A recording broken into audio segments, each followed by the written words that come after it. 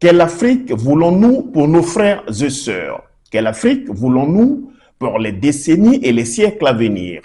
Est-ce que nous continuerons à accepter d'être pointés du doigt, humiliés, insultés à longueur de journée par des acteurs politiques, des leaders d'opinion, être à la une et à l'affiche d'un certain nombre de masses médias, traités de pauvres, d'envahisseurs, de migrants, de délinquants, bref, est-ce que nous allons continuer à être l'objet de chosification? Ou alors, est-ce que nous sommes prêts, en tant qu'Africains, à relever la tête, à prendre toute notre responsabilité, à regarder vers le futur et à se dire stop. Bienvenue. La chute du colonel Kadhafi en Libye semble peu à peu se confirmer. Après d'intenses combats, les troupes rebelles ont réussi à pénétrer dans le complexe résidentiel du guide libyen. Kadhafi décapité par les révolutionnaires, l'image symbolique rappelle d'autres grandes victoires, mais la prudence reste de mise. Depuis des décennies, les États du Sahel font face à une guerre silencieuse, insidieuse, maquillée sous des slogans de lutte contre le terrorisme islamique. Mais derrière cette façade, une réalité bien plus sombre se dessine. Une nouvelle forme de colonialisme où les puissances étrangères, sous prétexte de sécurité, poursuivent en réalité des intérêts stratégiques, économiques et même géopolitiques. L'Alliance des États du Sahel, AES, composée notamment du Mali, du Burkina Faso et du Niger, se trouve aujourd'hui en première ligne de cette bataille où l'ennemi n'est peut-être pas celui que l'on croit. Ces terroristes, ils sont plus forts que nos armées. Depuis l'intervention militaire française au Mali en 2013 sous l'opération d'abord Serval, puis Barkhane, la situation sécuritaire dans la région n'a cessé de se détériorer. Officiellement, ces interventions visaient à éradiquer les groupes djihadistes menaçant la stabilité des États du Sahel. Pourtant, plus de 10 ans plus tard, ces mêmes groupes n'ont jamais été aussi actifs, gagnant même du terrain et frappant de plus en plus fort. Comment expliquer un tel paradoxe? Plusieurs éléments laissent à penser que le terrorisme islamique est devenu un prétexte, un instrument permettant aux anciennes puissances coloniales de se maintenir et de maintenir leur mainmise sur la région. D'une part, la présence militaire étrangère a d'ailleurs souvent coïncidé avec l'aggravation du problème qu'elle prétend combattre. De l'autre, ces interventions ont permis un contrôle accru des ressources stratégiques, notamment l'uranium du Niger, l'or du Mali et du Burkina Faso, et des richesses minières convoitées par les grandes puissances. Face à cet échec manifeste des interventions occidentales, les États du Sahel ont commencé à remettre en question les alliances traditionnelles et même à rechercher de nouveaux partenaires. Comment l'Afrique, avec tant de richesses sur notre sol, avec une nature généreuse, de l'eau, du soleil en abondance, l'Afrique est aujourd'hui le continent le plus pauvre. L'Afrique est un continent affamé. Et comment se fait-il que les chefs d'État traversent donc le monde à mendier? Voici des questions que nous nous posons et que nous n'avons pas de réponse jusque-là. Nous avons l'occasion de tisser de nouvelles relations. Et j'espère que ces relations puissent être les meilleures pour donner un meilleur avenir à nos peuples. La création de l'AES en 2023 a d'ailleurs marqué une rupture nette avec la tutelle française et occidentale. L'expulsion des forces françaises du Mali, du Burkina Faso et du Niger a révélé l'impatience des populations face à une présence étrangère perçue comme une force d'occupation plutôt qu'un allié dans la lutte contre le terrorisme. Mais cette volonté d'émancipation ne plaît pas à tout le monde. Très vite, l'AES a fait face à des pressions internationales, des sanctions économiques et une intensification des attaques terroristes. Faut-il y voir une coïncidence ou une stratégie punitive? Le fait que des groupes armés puissent subitement regagner du terrain dès le départ des forces étrangères pose d'ailleurs question. Certains analystes n'hésitent plus à parler d'une instrumentalisation du terrorisme, et cela pour maintenir une instabilité favorable aux intérêts des anciennes puissances coloniales. Derrière la façade sécuritaire, c'est bien l'exploitation des ressources naturelles qui se joue en sous-main. Le Niger, troisième producteur mondial d'uranium, fournit une partie essentielle du combustible nucléaire français. La conférence, ayant noté que tous les efforts diplomatiques entrepris par la CEDEAO pour résoudre la crise ont été repoussés avec défiance par les dirigeants militaires de la République du Niger, ordonne le déploiement de la force en attente de la CEDEAO pour le rétablissement de l'ordre constitutionnel en République du Niger. Pourtant, ce pays figure d'ailleurs parmi les plus pauvres du monde. Comment justifier cette situation sinon par un pillage organisé, cela sous le couvert de coopération économique? De même, l'or du Mali, du Burkina Faso attise la convoitise des multinationales étrangères qui exploitent les mines sans véritable retombée pour les populations locales. Dans ce contexte, les nouvelles autorités de l'AES, en reprenant le contrôle de leurs ressources, menacent un système bien établi.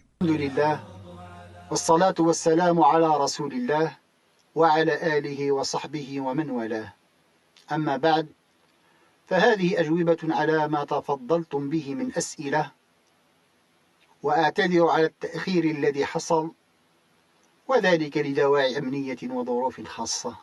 Très patient, c'est 1 an de tractation, j'ai envie de dire. Donc depuis le moment où j'ai formulé le souhait d'envoyer des questions, pour qu'il accepte de répondre aux questions et pour mettre les conditions de cet échange, on va dire. Ça veut dire que toutes les questions soient présentes, qu'il y ait des réponses aux questions, qu'il n'y a pas une question qui sera annulée ou enlevée par le groupe, et puis aussi que ça soit estampillé par eux, pour la simple raison que ce n'est pas une vidéo, c'est un audio. Et pour être sûr que c'est lui qui s'exprime, c'est lui qu'on a entendu et qu'il est responsable de ses dires, vu la complexité et la sensibilité des sujets abordés, c'était une manière aussi d'authentifier le fait que ce soit vraiment l'émir, le chef d'AQMI qui s'exprime. Dès lors, la diabolisation des gouvernements sahéliens par les médias occidentaux et la multiplication des accusations de violation des droits de l'homme apparaissent comme des tactiques visant à justifier d'éventuelles interventions futures. Nous n'avons pas cherché à punir le peuple malien. Le peuple malien est un peuple frère. La CEDEAO a des règles. Ces décisions ont été prises à l'unanimité. Moi, je l'ai dit, j'en suis malheureux. Parce qu'en réalité, nous ne voulons pas que le peuple malien ait des périodes de souffrance aussi graves. Il y aura des pénuries, il y aura des difficultés. Nous attendons tout simplement que le gouvernement, la junte malienne, nous propose un calendrier raisonnable et que graduellement nous puissions lever les sanctions comme l'exigent les textes de la CEDEAO. Malgré les défis, l'AES représente un espoir pour une Afrique plus souveraine. En diversifiant ses alliances, notamment avec la Russie, la Turquie ou même encore la Chine, ces pays cherchent à sortir d'un modèle néocolonial basé sur la dépendance. La création d'une armée commune et le refus de la domination étrangère envoient d'ailleurs un message clair. Le Sahel ne veut plus être un simple pion sur l'échiquier des grandes puissances. Mais le combat est loin d'être gagné. L'avenir de l'AES dépendra de sa capacité à sécuriser ses territoires, à instaurer une gouvernance stable et même à garantir à ses populations les bénéfices de cette indépendance retrouvée. Une chose est sûre. La guerre contre le terrorisme n'a jamais été que le masque d'une lutte bien plus vaste pour le contrôle de l'Afrique. Les non-dits, d'ailleurs, sur la destruction de la Libye, l'assassinat de Kadhafi et le chaos au Sahel.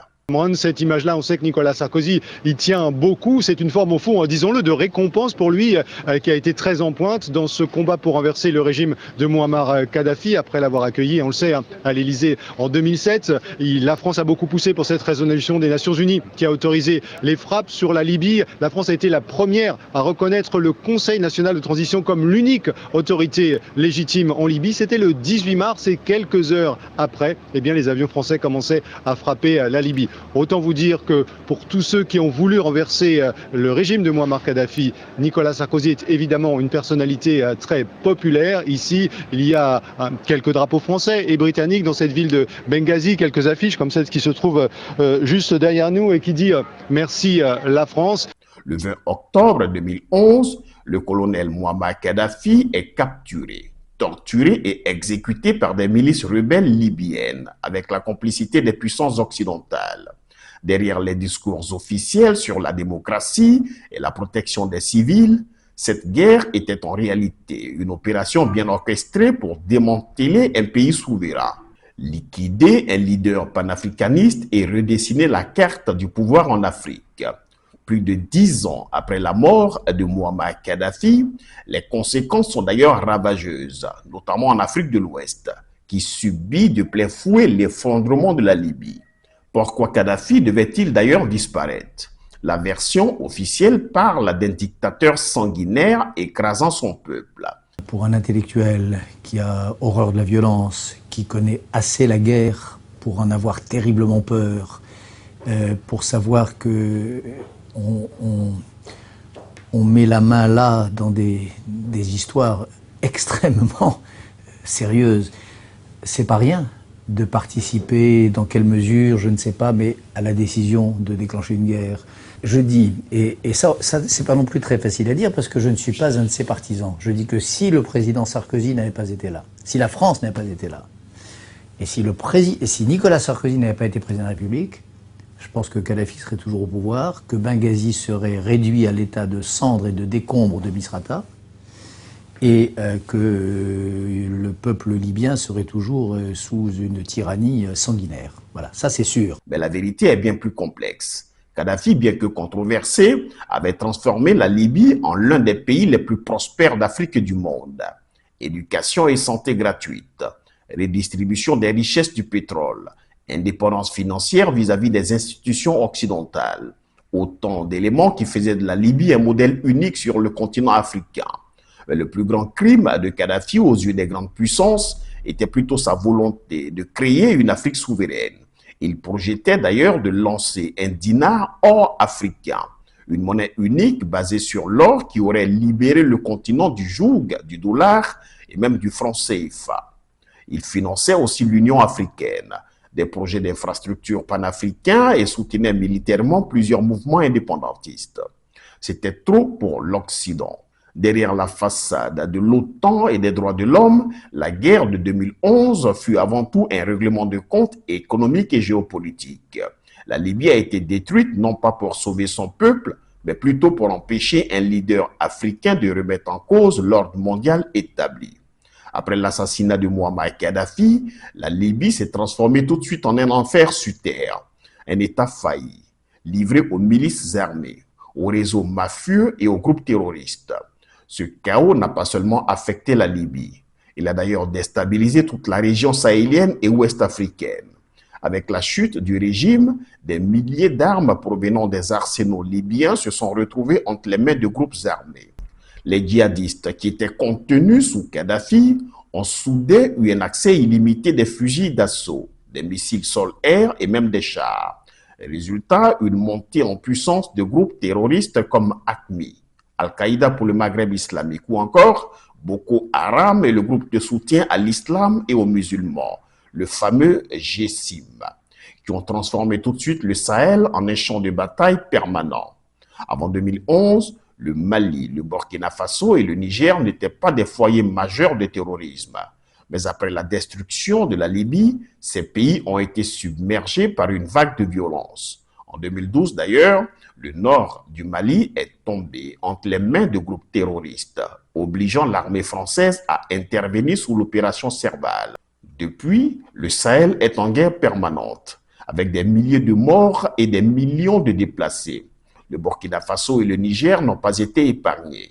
L'instabilité née de la chute de Muammar Kadhafi a d'ailleurs fragilisé des États devenus vulnérables. Avant 2011, la Libye était une plaque tournante pour l'emploi des migrants africains. Kadhafi, dans son pragmatisme, utilisait cette main-d'œuvre pour son économie et régulait les flux migratoires vers l'Europe. Mais après sa chute, la Libye est devenue un marché aux esclaves. Des milliers d'Africains subsahariens sont aujourd'hui vendus comme du bétail dans des camps de détention dirigés par des milices. Une barbarie ignorée par les médias occidentaux, pourtant si prompte d'ailleurs à dénoncer Kadhafi avant son assassinat. Si l'Afrique a perdu un pilier, d'autres en ont tiré profit. Les multinationales occidentales ont récupéré les ressources pétrolières libyennes, autrefois contrôlées par l'État. Les groupes terroristes ont gagné en puissance grâce à l'anarchie. Les États-Unis d'Amérique et l'OTAN ont éliminé un adversaire qui prônait une Afrique indépendante et unie. Les trafiquants d'armes, de drogue et d'êtres humains se sont enrichis grâce au chaos libyen, un continent qui doit d'ailleurs ouvrir les yeux. L'assassinat de Muammar Kadhafi n'a pas libéré la Libye, loin de là. Il a précipité l'Afrique dans une crise sans précédent. Pourtant, certains pays commencent à comprendre la leçon. Les États du Sahel, notamment ceux de l'Alliance des États du Sahel, l'AES, s'émancipent progressivement des influences occidentales, renouant avec la vision panafricaniste de Muammar Kadhafi et de Thomas Sankara. Mais le combat est loin d'être terminé. Tant que l'Afrique ne reprendra pas le contrôle de ses ressources, de sa sécurité et de sa souveraineté monétaire, elle restera vulnérable aux manipulations extérieures. Eh bien voilà, il est temps que chaque Africaine et chaque Africain, quelle que soit sa position, eh bien, joue un rôle important et déterminant pour la révolution sur le continent africain, mais pas que, mais surtout crée les conditions. Parce que ceux qui n'ont pas encore compris qu'il ne faut surtout pas blâmer, mais à qui il faut expliquer les enjeux géopolitiques et géostratégiques, puissent se réveiller. Danser, c'est bien. Chanter, c'est beau. Eh bien, créer des buzz et faire partie des meilleurs producteurs de buzz, pourquoi pas? Mais en quoi cela fait-il avancer la cause du continent et des Africains? Il est temps que l'on puisse méditer à tout cela. En tous les cas, notre rôle à nous, c'est justement de créer en chacun d'entre vous un déclic. Et cela pour que la révolution soit totale, qu'elle soit forte et qu'elle produise des fruits. Peut-être pas aujourd'hui, mais dans les jours, dans les années et même, pourquoi pas, dans les décennies à venir. Nous vous saluons. Never give up.